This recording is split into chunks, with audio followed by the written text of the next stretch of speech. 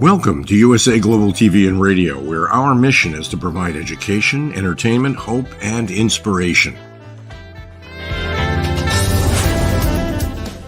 USA Global TV and Radio connects you with experts and audiences all around the world every single day to help you succeed in business and to live a richer life.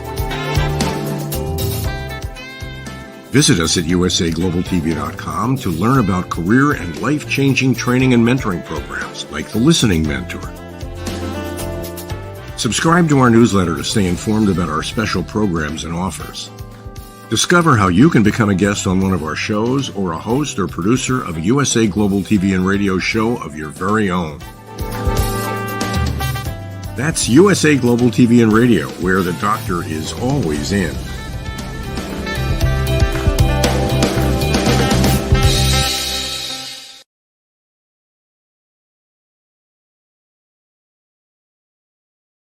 Good morning, good afternoon, good evening. This is red.olaughlin. We're on the Wise Ones on the USA Global TV and USA Global TV and Radio Network. Worldwide audience, that's why good morning, good afternoon, good evening. No matter where you are in the world, we're there to help you. The Wise Ones.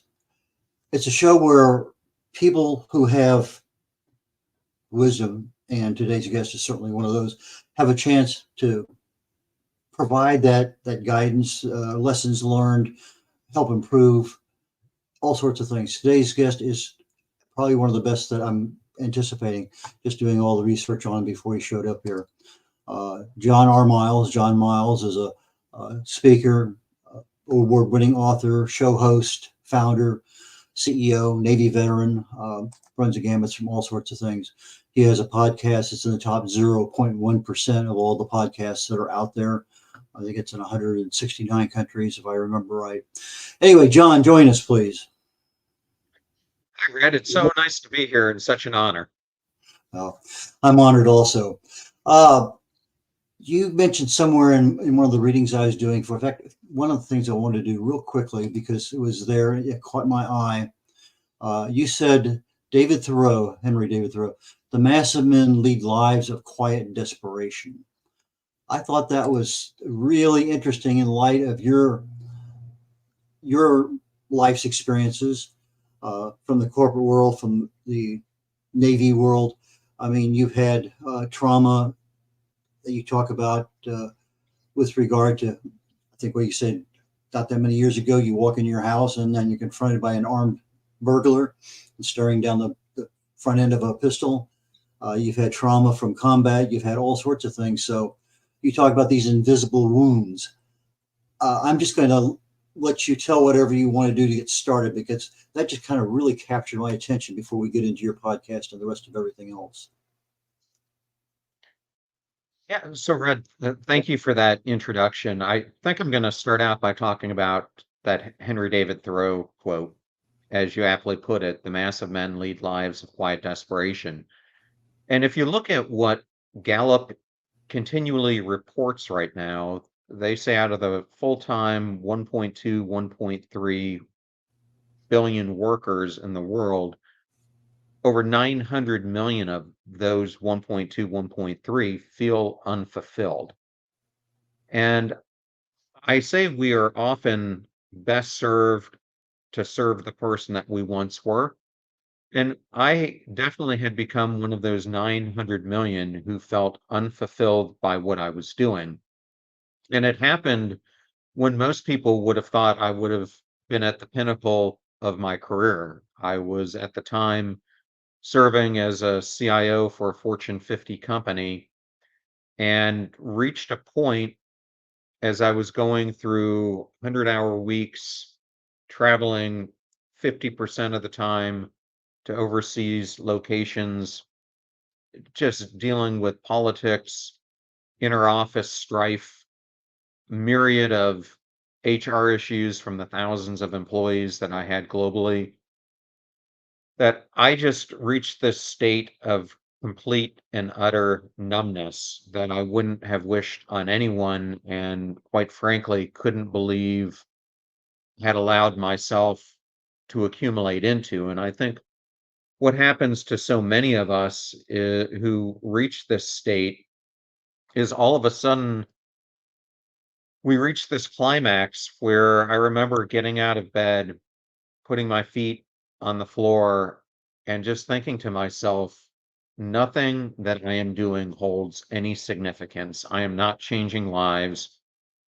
I didn't feel like I was making a significant difference to the world. And ultimately, I felt this profound sense of desperation that had kicked in, where I had spent up to this point 20 years of my career making other people's dreams come true, making a lot of shareholders and board members a lot of money, but I wasn't enriching my own life and I wasn't serving people like I felt called to serve.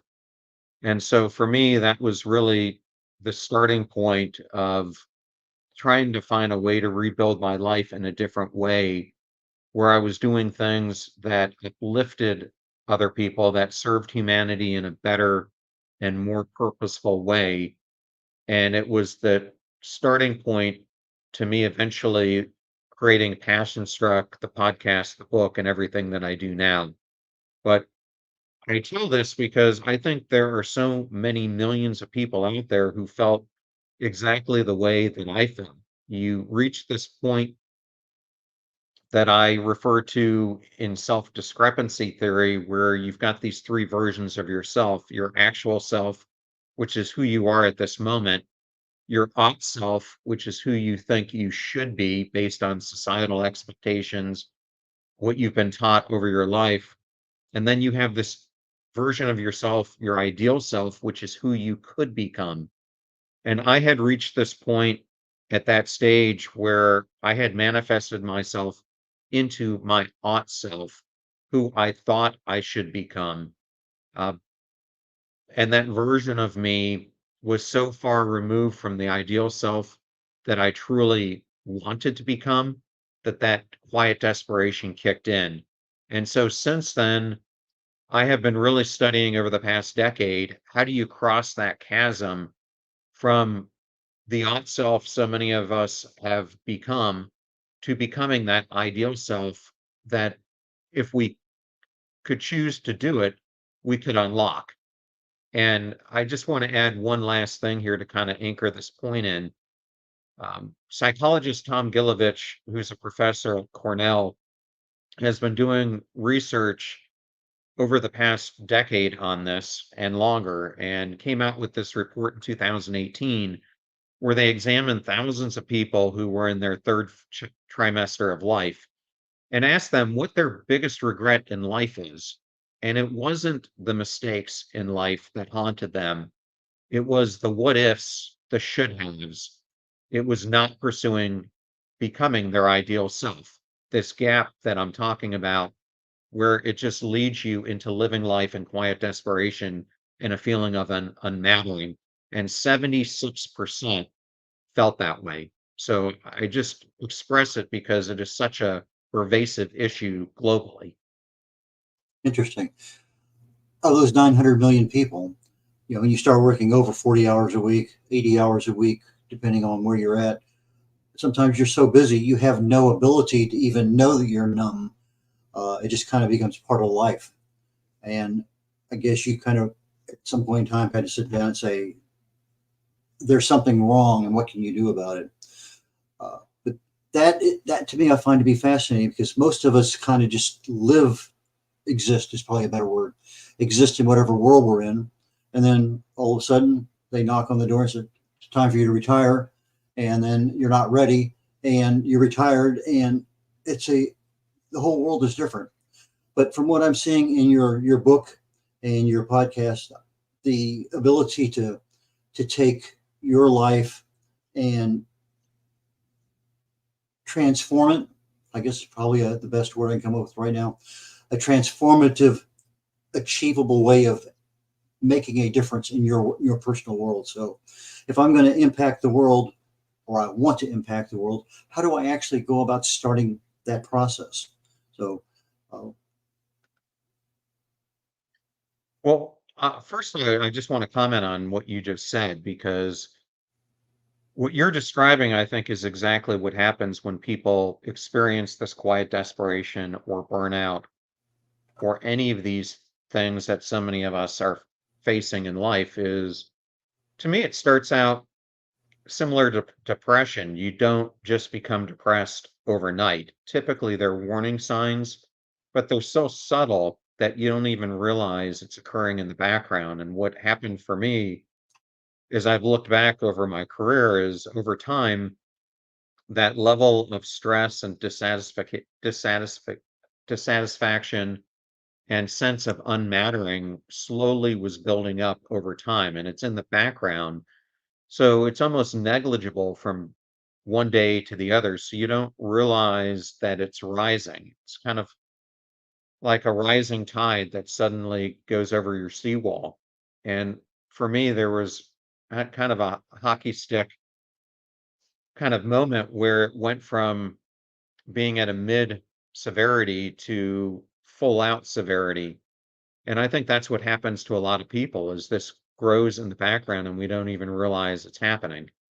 So, in order to break free from this, the first thing that I want people to understand is, as I described, it took a long time for me to reach this point. So, thinking that I'm going to be able to go from this state to where I want to be overnight is just an impossible thing to happen. Because just as it took a long time for this to occur, it's going to take time for you to break free from it. So what I ended up doing is I ended up seeking a career coach who was also a psychologist who had me start thinking about this metaphor of seeing myself sitting on a stool like the one I'm actually sitting on doing this interview. And he had me think about the base that's underneath the stool that had multiple supports.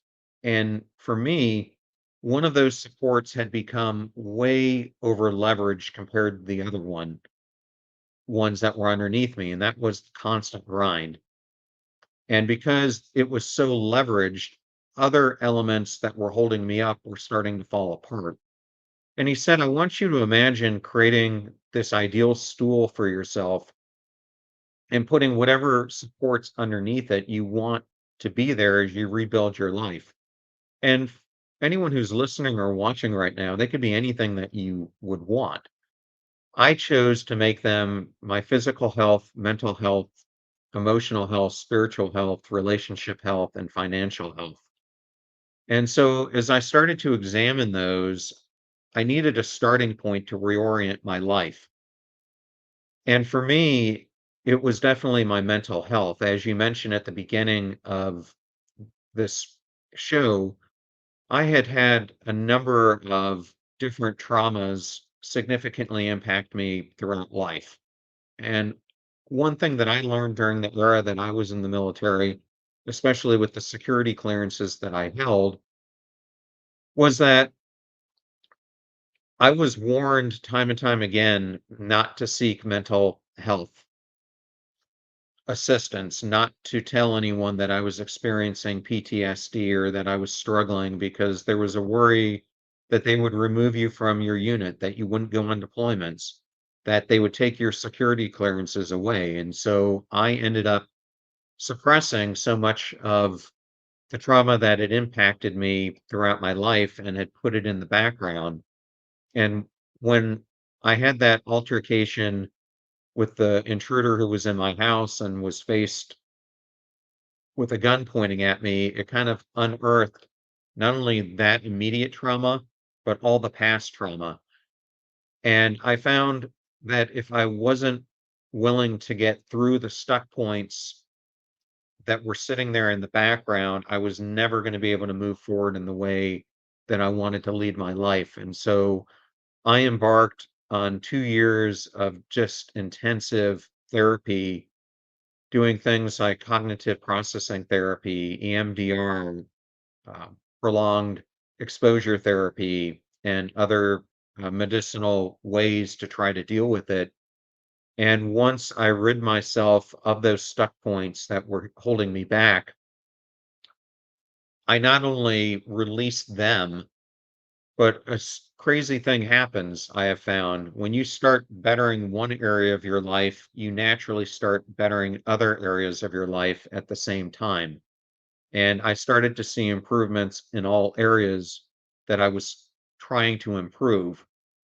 And I ended up finding that there were 12 major principles or reasons that I employed to help me get through this. And those ended up becoming the 12 principles that I outline in my book, Passion Struck, that helped me rebuild my life and rebuild it really from the ground up.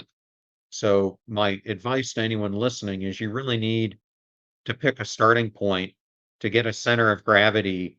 And from there, you can then use that to make headway there and then to start doing supplemental focus areas once you create those pillars for the school that you want to become your ideal self. Passion Struck. Why that title?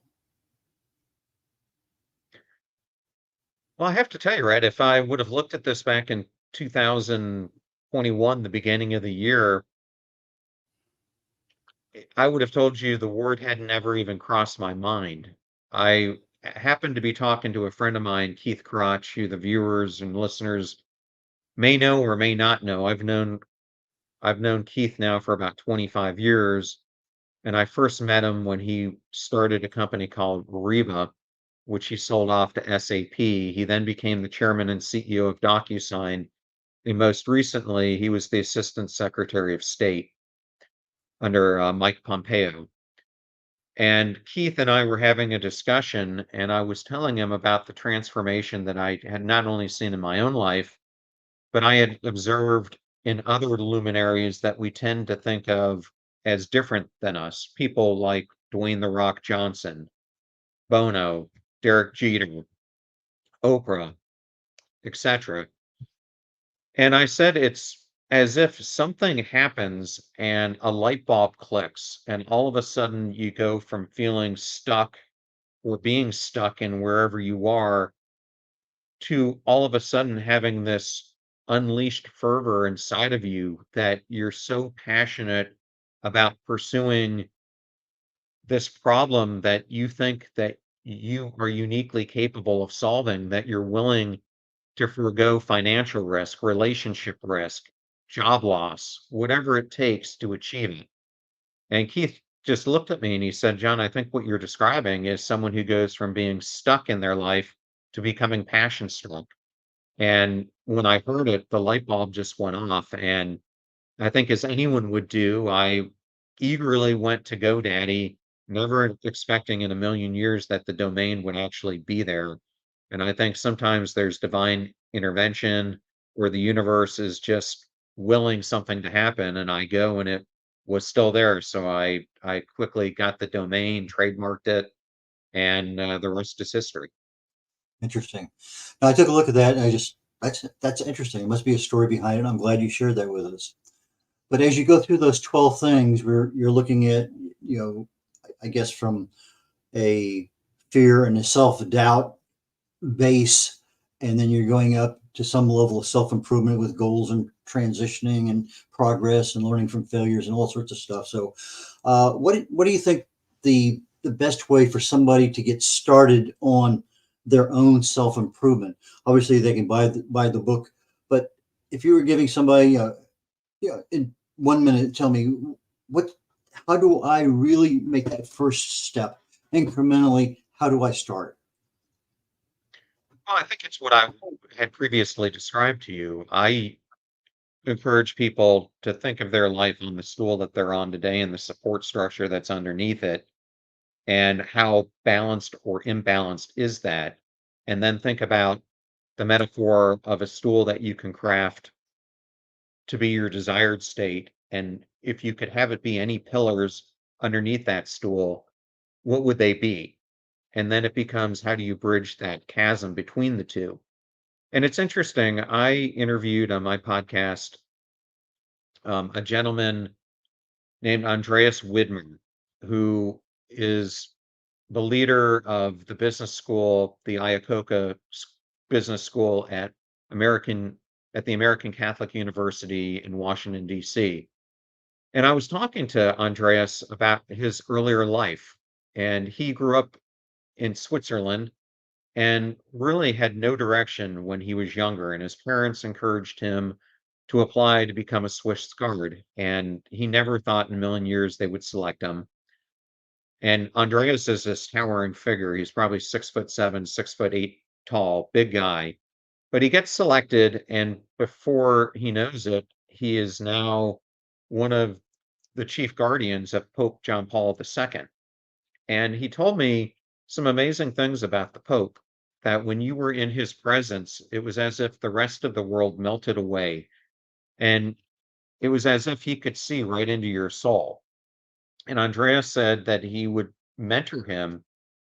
And one day he was having a conversation with him, and he said, "Andreas, I can tell that inside you're lost. You don't understand what your purpose is. You don't know what you're meant to do here on earth." And he said that you were put here for a unique reason.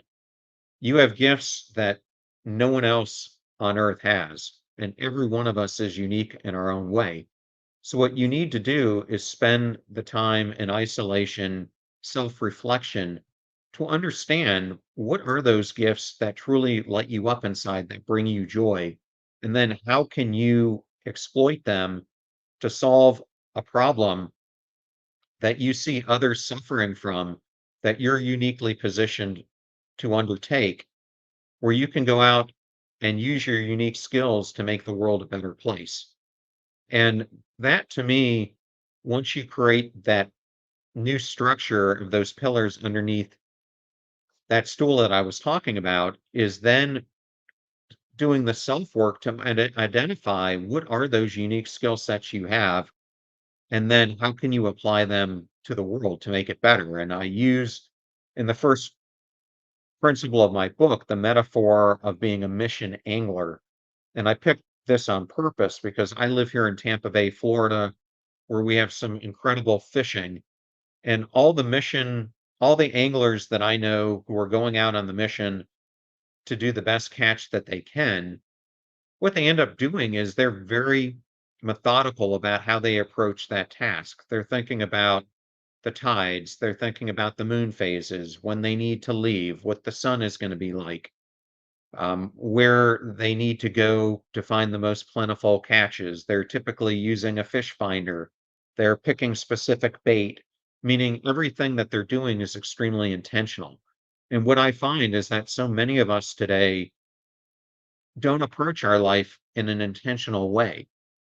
And a lot of people make the statement that you live your life on autopilot. And I think it's the wrong metaphor for what people are doing in society today, because even if you're on autopilot, the pilot is still putting the plane in a positive direction.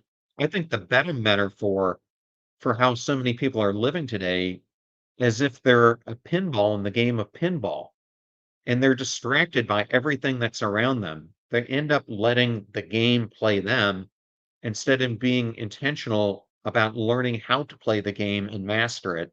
And I think it's a great analogy to our lives, where the pinball game is our life and all the distractions that are emerging, especially with social media and the digital world that we live in.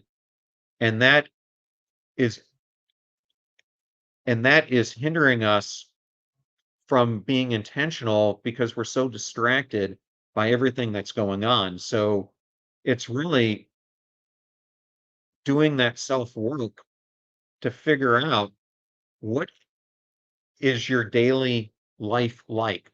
What are the things that are hindering you and keeping you in this pattern of being like a pinball?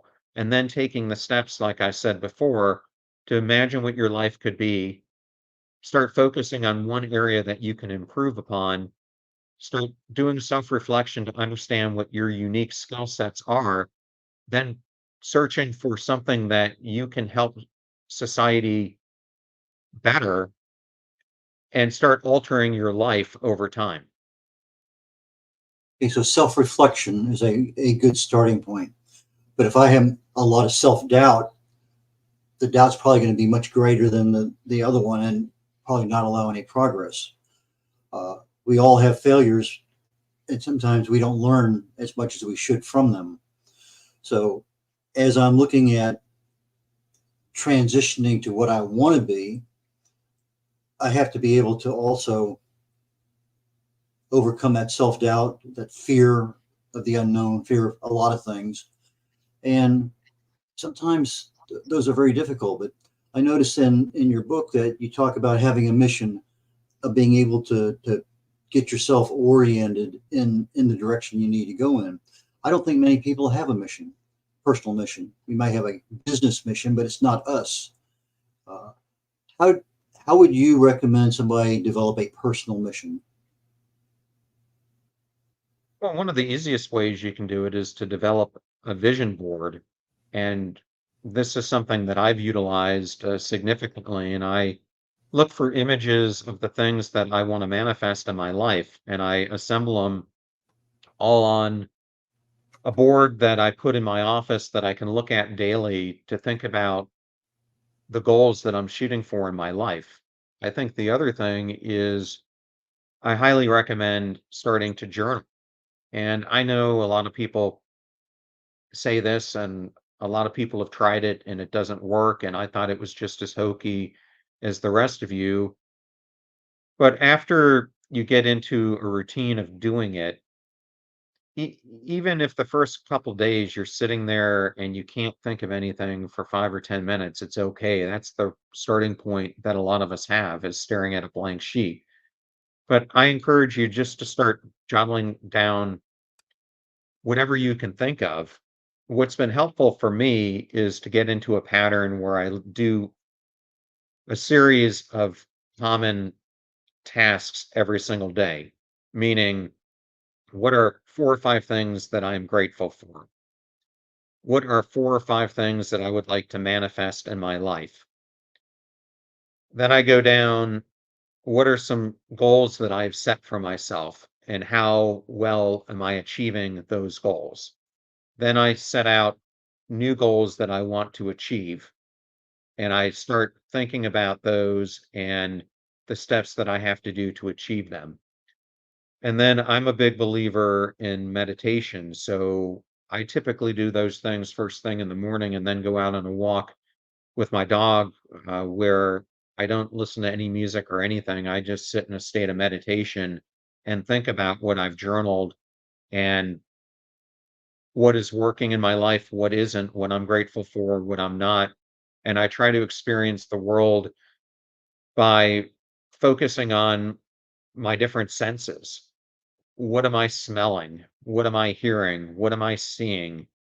Trying to really get into allowing my mind to be fully present in the moment so I'm at one with myself and in a deep state of intentional thinking and desiring of how I want to live that day, how I want to live that week, and how do I want to pursue the goals that I've laid out on that vision board.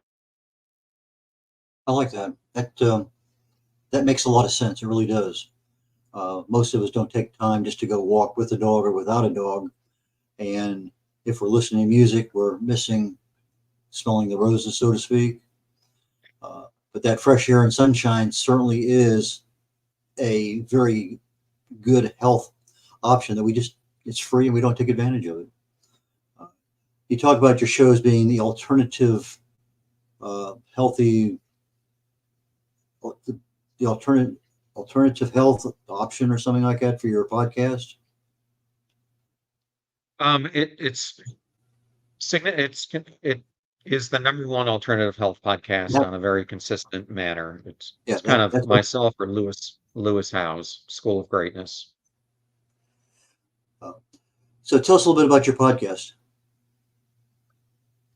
Yeah, so I guess everyone has a reason for why they start a show, and would have told you I never in a million years thought I would be a podcast host, and even if I had become one, never did I think I would be very successful at it. However, I applied what led me to success in the business world to how I approach the podcast. And the reason I started it is because I had found this mission that I wanted to help people realize that they matter. And I didn't know how to accomplish it, but I knew I wanted to help people at scale. So I was going down the path originally of wanting to write a book, and I started to talk to book agents. Every one of them was rejecting me. And for better or for worse, I guess better, they were all telling me similar things, meaning you were this Fortune 50 senior executive, and that's how people look at you, but you don't really have a personal brand. You don't have any social accounts. You don't have any way to magnify what you want to talk about. How do you even know anyone is going to pay attention to anything that you want to teach them? And they encouraged me to go out and publicly speak about it. And at this time, it was right when COVID was happening, so you couldn't public speak in person. And I'm not sure what you think, but it's almost like this episode we're doing here today. When you're doing a virtual presentation, it's very difficult to assess the audience's reaction because you can't see them. So I just thought that the best way for me to amplify the message and see if any of it's resonating are to take two paths. One is to start blogging about it. And so I started to do that on my own personal website, which now has about 200 articles on it. And I also started doing it on Medium. And at the same time, I decided to start the podcast. And I spent about 6 months researching podcasts, listening to as many as I possibly could, and then decided that initially it was going to be in the self improvement or education space. And about 6 months in, I reevaluated everything because I wasn't getting the results that I was looking for. And what I found was that I had done so much studying of other podcasts that I was really emulating what I saw other hosts doing instead of being my authentic self on the podcast. And so I reoriented the whole podcast through a different lens and made it all about behavior science. How do we conduct intentional behavior change to impact the most significant areas of our life, whether that's our physical health, mental health, kind of the different elements of the stool that I talked about. And we position it in the alternative health podcast space. And all of a sudden, the podcast just started taking off. And since that time, we've now done over 40 million downloads. And my solo episodes have consistently done better than even many of the interviews that I do. So that's kind of the story behind the podcast. But on it, I've been lucky enough to interview everyone from David Rubenstein to Seth Godin, Dr. Mark Hyman, Susan Cain, Sharon Salzberg, Rachel Hollis, Jim Quick, Dan Pink. I mean, the list goes on and on. Maria Menounos. So very fortunate that it's taken off, but I feel even more fortunate that the whole reason I do it is to help people. And the most rewarding thing that I hear from people is when the episodes speak to them personally, and that I'm actually helping to change people's lives for the better. On your website, it says that you love to sail, boating, uh, and you live in Tampa. So tell us a little bit about why boating is one of those, really favorite things that you. How did you get so involved in that? I guess is really what I'm trying to say. Well, I don't want to go into this too much, but I think all of us have certain astronaut astrological elements that make us up, and some of us are fire people, water people, whatever. I think I just happen to be a water person. So for me, being on the water, viewing the water, it just brings a sense of calmness and serenity in my life. If I can be on a boat, paddleboard, kayak, whatever it is, that week always seems to go better for me. And the way that this all started was as a kid growing up, we used to go to an alumni camp for the University of Michigan up on Lake Walloon in Upper Michigan. And one of my father's favorite activities in the world was sailing. He used to sail the Mackinac Island race and a whole bunch of other races when he was younger. And I remember I was probably 7 or 8 years old, and he started teaching me how to sail sunfish and butterflies, and then eventually got me into lightnings. And then I got into bigger sailboats, and it just created this passion inside of me. And then when I went to the Naval Academy, I sailed on the offshore sailing team, and now in Tampa. This year I wasn't able to do it as much, but I typically participate in Friday night races in St. Pete, and then in the races on Davis Island on Thursday nights. And there's just something about the wind in your face, being out there, especially to see the sunset, the team coordination that goes on when you're racing, and just this feeling that it's you and nature, and just this exhilarating sense of accomplishment just overcomes me. And it's just always been a love to be around water. Another passion. Yep, definitely a passion of mine.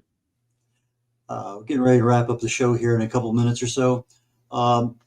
Your podcast, who would be a good participant, uh, international speaking, keynote speaking, things like that? What do you have to offer people? How do they get in touch with you? And why don't you just let us know those details? Well, thank you for that, Red. It's very kind of you to ask those questions. So I mentioned some big guests earlier on the show, and I guess you kind of have to have those big guests to make your show popular.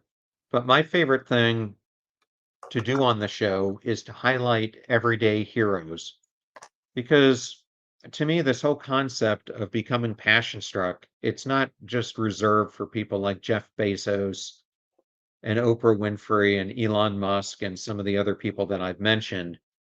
It's something that each and every one of us can create in our own life.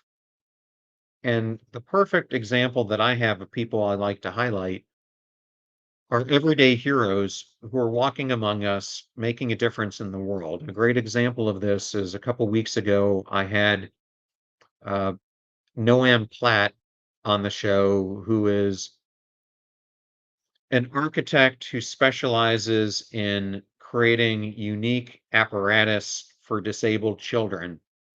He's got a PhD in assistive technologies, and he has been doing this incredible work for this organization, Makers Making Change, where he makes these adaptive technologies, everything from toilet seats to specialized walkers for kids missing limbs to other things to better the lives of people with disabilities. And I mean, he told me a great thing on the show. He goes, none of these kids want to feel like they're disabled. The issue is the world doesn't make it easy for disabled people to feel like they're normal. So he is trying to bring normalcy to people's lives. And this organization that he's with has chapters all over the world. And so I chose to feature him on the show because not only did I want to focus the work of Noam, but I wanted to give airtime to that organization because I think that they're doing tremendous work that's benefiting so many thousands of people globally to make their lives better. So that is the perfect type of story I like to have on, is someone who's using their unique skills to make the world a better place. You know, ideally, I like to do it through the lens of alternative health, behavior change, those things. So I have had a ton of psychologists, behavior scientists on the show as well. And if you want to learn more about me, you can go to John.miles. R is my middle initial, miles.com. That's my personal website. If you want to learn more about Passion Struck, you can go to passionstruck.com. There you can find more about the podcast, the book, which you can purchase on Amazon. And you can find me on all the social platforms of John.miles, where I post daily. Okay, so if somebody has an interest in being on your podcast, they go to passionstruck.com. And if they're interested in contacting you, be a keynote speaker or in some other capacity, they go to your website and click on the contact me. So that's John.miles, miles.com. Last word before we leave. Anything that you should have said you didn't, that wrap up in 20 seconds or so? Yeah, Greg, you brought up something earlier that we have a lot of self-doubt. The thing that I would want to tell everyone who's listening is the thing you have to realize when you look in the mirror every single day, that the image that's looking back at you is the most gifted, unique, incredible person that you will ever meet on this earth, because you are unique in your own way. Now, the person that you're looking at in that mirror is also your biggest critic. And so you have to realize the inherent gifts that you have, and that you have the power to exploit them and to create the life that you desire to have, and to feel like you're mattering to the world and making a difference. But it all starts with you realizing how unique you are and that you matter. Fantastic. I appreciate that. Thank you, John. I really appreciate your time today and look forward to coming back again in the future. And with that, I'm going to bid you adieu and catch you later on. This is Red O'Laughlin. We're ending the session today on the Wise Ones on the USA Global TV and Radio Network. And in about 16 minutes, I will be hosting the show called Talking Heads. We started a new series last week on helping new authors get started. We are going to part two, for lack of a more definitive topic for today. We talked about last time, how do you actually get started? Well, we're going to continue on that starting mode. And it's a lot easier than people think, but sometimes we just don't even think about what those options are. So please join me in 15 minutes or so, or catch it on the YouTube archives of the USA Global TV and Radio Network. Red O'Laughlin, catch you all next week. Bye now. USA Global TV and Radio proudly presents our partner and sponsor, Mr. Philip Sykes and the British School of Excellence. Building confidence, changing lives. And now, proudly presenting the Polished Professional. On a transformative journey with the British School of Excellence's comprehensive suite of masterclasses, crafted to elevate your professional and personal life. 8 outstanding modules will elevate you to the next level. Module 1, Exploring Life's Purpose, delves into the depths of self-discovery, guiding you to chart your unique path to fulfillment and success. Module 2, Mastering Professional Presence and Confidence. This masterclass is a deep dive into the art of self-assurance and commanding presence, which is essential for standing out in today's competitive landscape.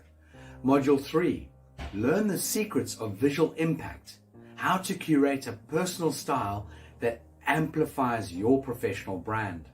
Module 4, Mastering Professional Etiquette and Communication Excellence, navigating the nuances of corporate interaction with grace and tact. Module 5, Elegance in Eloquence. We impart powerful techniques to captivate and persuade any audience with your oratory skills.